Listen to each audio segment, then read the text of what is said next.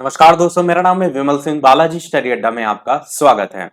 KVS contractual based interview लगातार आपके हो रहे हैं। उसी क्रम में कल आपका एएफएस बक्सी का तालाब लखनऊ में इंटरव्यू हुआ। इसका नोटिस भी मैं आपको दिखाता हूं।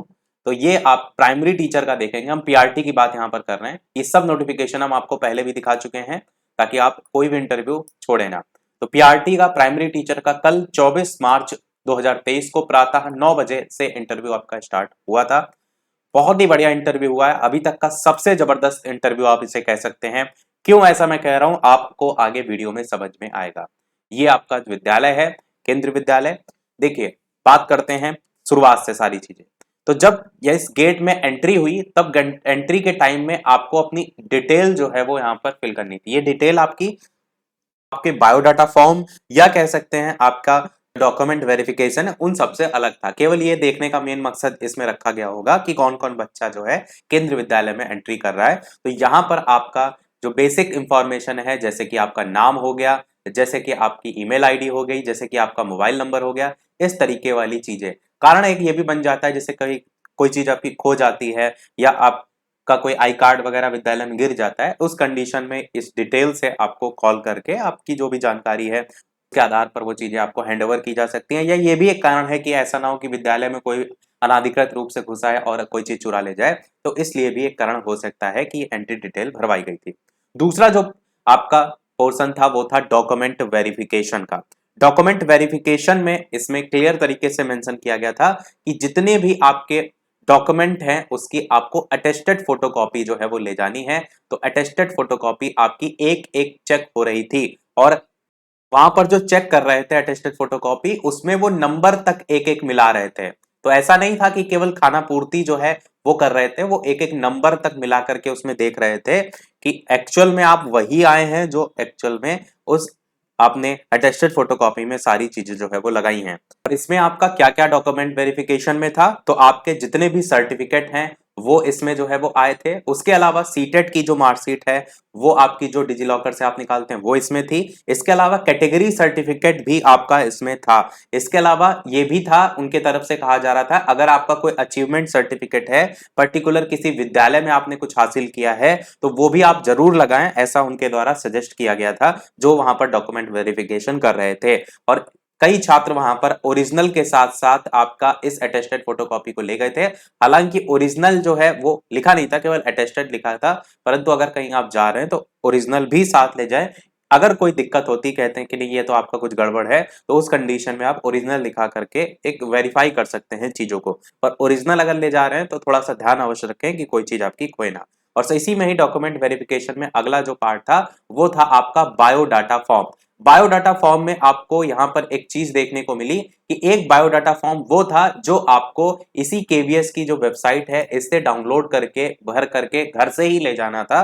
तो वो तो आपका था ही वहां पर, परंतु एक फॉर्म उनके द्वारा अलग से जो है वो दिया गया था और सेम वो बायोडाटा फॉर्म की तरह था, और इसको भी आपको वहीं पर बैठ करके जो है वो फिल करना था। तो सेम वो बायोडाटा की तरह ही सा समझ लीजिए कि वो दो फोटो मंगवाते हैं ना कि आपको एक्स्ट्रा दो कलर्ड फोटो ले जानी है, तो एक संभवतः यही रीजन होगा कि एक बायोडाटा फॉर्म पर चिपकानी होगी और एक इस पर। तो एक हो सकता हो कि वहां पर जो इंटरव्यू पैनल लेते हैं एक उनके लिए हो जाता होगा बायोडाटा फॉर्म, और एक वहां पर आपका कार्यालय स्तर पर वेरिफिकेशन के पर्पज से। तो इतना पूरा प्रोसेस आपको देखने को मिला इस particular verification document verification portion में। अब बढ़ते हैं हम हमारे अगले पोर्शन की तरफ, जो कि आपको बहुत बड़ा ट्विस्ट देखने को मिला, जो कि मैंने स्टार्टिंग में बताया कि अब तक का सबसे बढ़िया रहा। कारण क्या था, इन्होंने अपने पूरे ही नोटिफिकेशन में कहीं भी रिटन एग्जाम को लेकर के बात नहीं की थी, परंतु इन्होंने रिटन एग्जाम भी जो है वो लिया, और साथ ही साथ इंटरव्यू तो लिया ही लिया।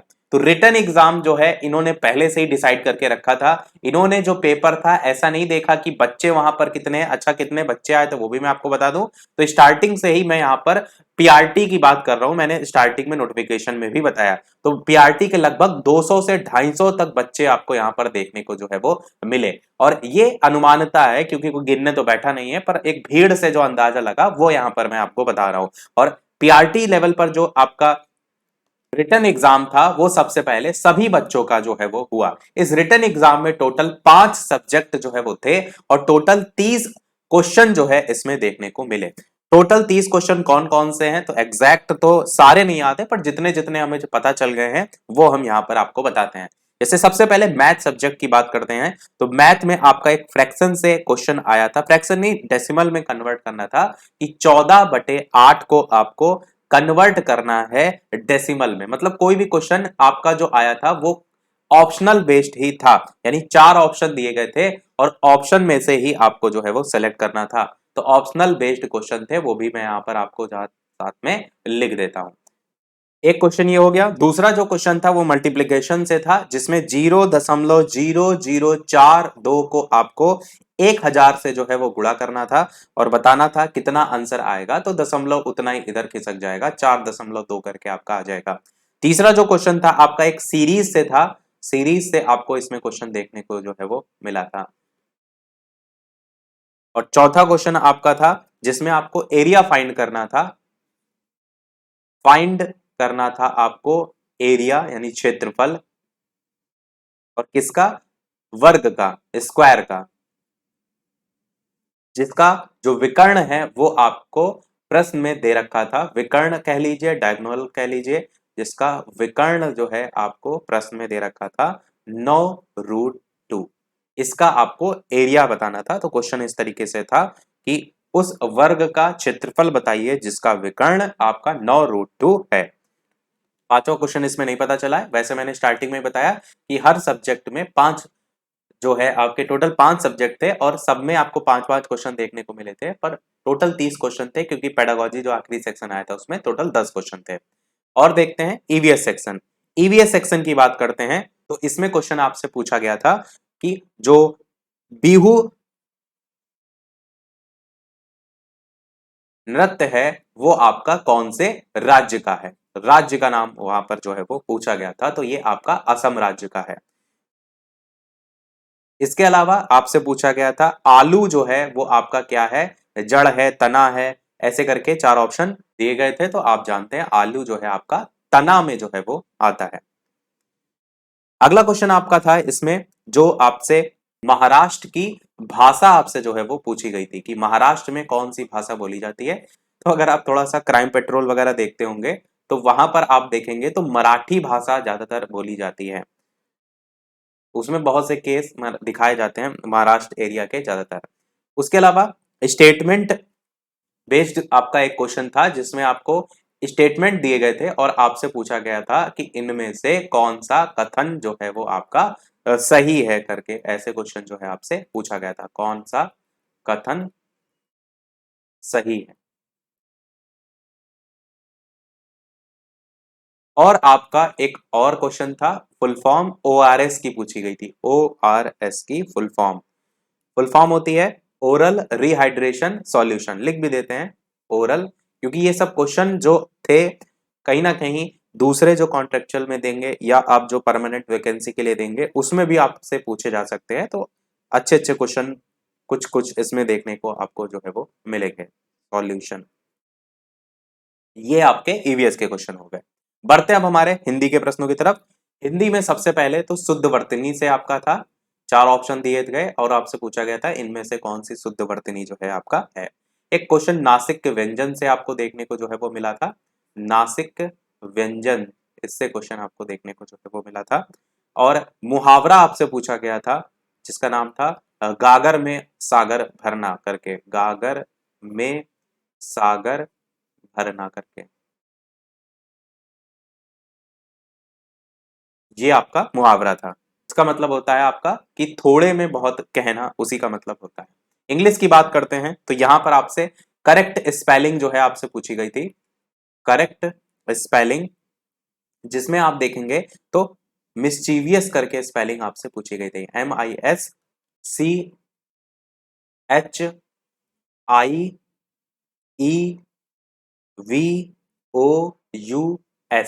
इस तरीके से। एक क्वेश्चन आपसे पंचुएशन से इसमें पूछा गया था, जिसको आप विराम चिन्ह जो है वो कहते हैं।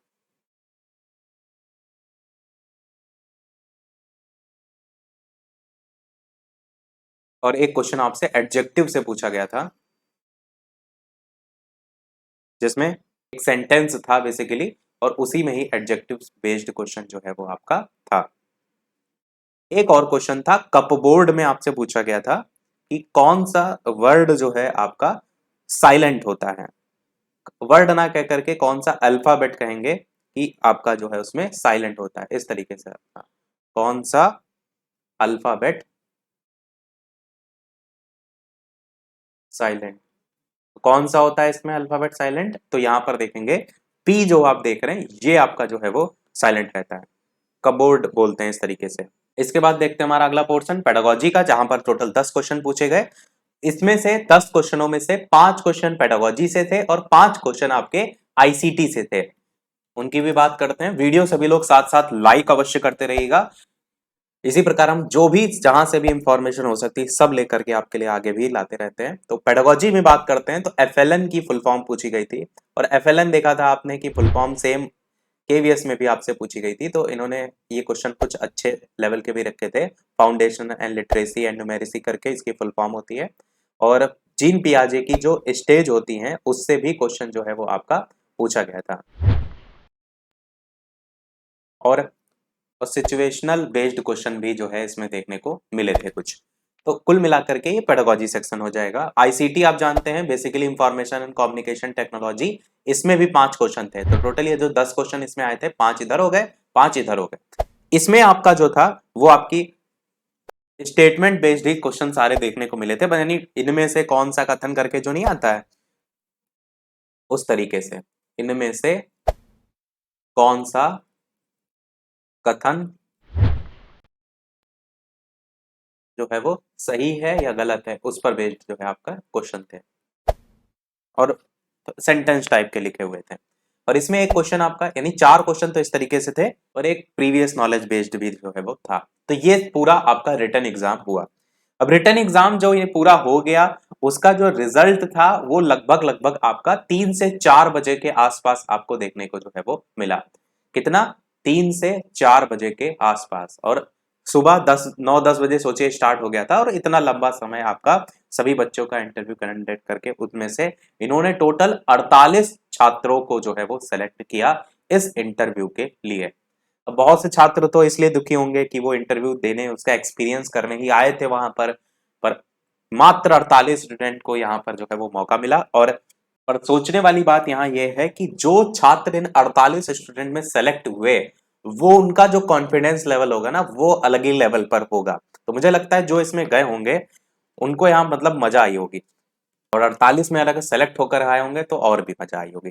तो इस इंटरव्यू में फिर जो रिटन एग्जाम जो हमने ऊपर सारा दिखाया उसमें टोटल 48 बच्चे जो है वो सेलेक्ट हुए। अब उस 48 बच्चों में से जो क्वेश्चन पूछा गया उसकी हम बात करते हैं। तो एक इंट्रोडक्शन वाला क्वेश्चन तो मैंने पहले भी बताया है कि सभी में कॉमन होता है, वो आपसे पूछा ही जाता है। एक क्वेश्चन आपसे पूछा गया था कि एक्टिविटी करके दिखाओ।